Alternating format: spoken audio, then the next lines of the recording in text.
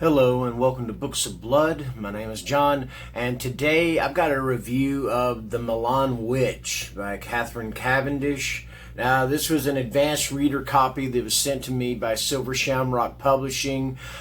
They send me books about every month and a half or so to review, and I really appreciate that. Thank you guys for giving me that opportunity.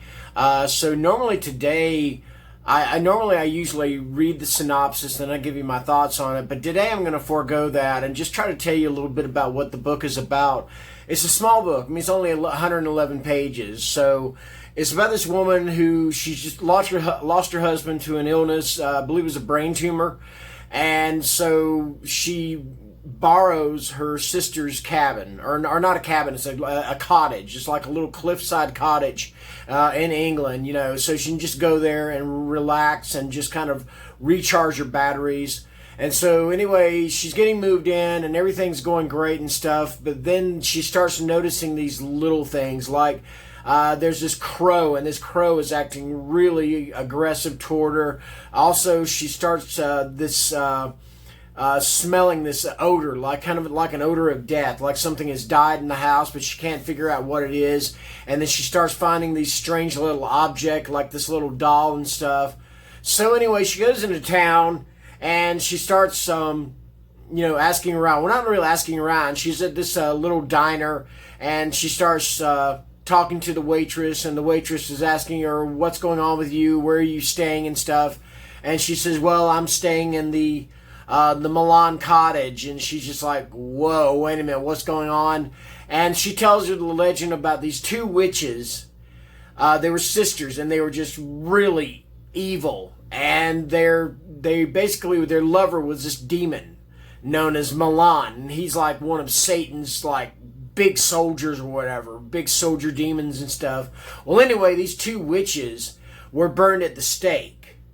All right, and then there was something done to the cottage, or to the cottage back a long time ago, to kind of keep them at bay, to keep them from coming back to life.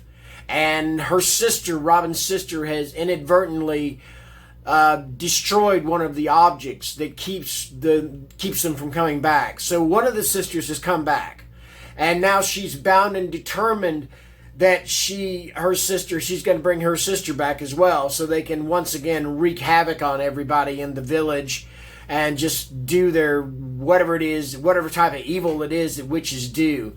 So that's pretty much. So of course you have Robin and her friend and her friends, or this not her friend, her waitress friend, Hedra, the one who's telling her all this stuff, and then this other white witch that are trying to figure out what to do to be able to keep this from happening. And I'm not going to go any further, because if I go any further, I'm going to go into spoiler territory. And the thing about it is that for the length and everything, this is a really straightforward story, and that is one thing that I really loved about it. I mean, it just goes from point A to point B, very, very linear. You do get a few kind of flashbacks and stuff, but for the most part, it's just a straightforward story about this evil, this witch. And there were some scenes in the book that literally, there were some scenes, I won't say literally, but there were some scenes that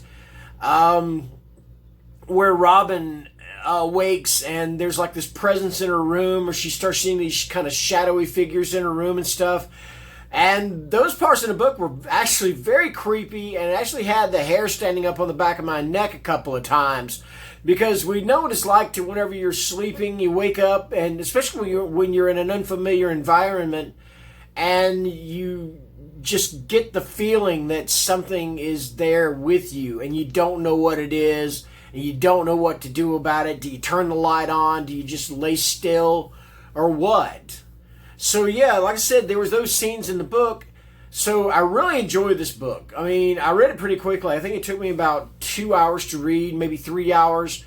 And I'm going to give it 4 stars. Because like I said, it is just a straightforward horror story that just brings the creep factor out very heavily. Or not very heavily, but it'll creep you out.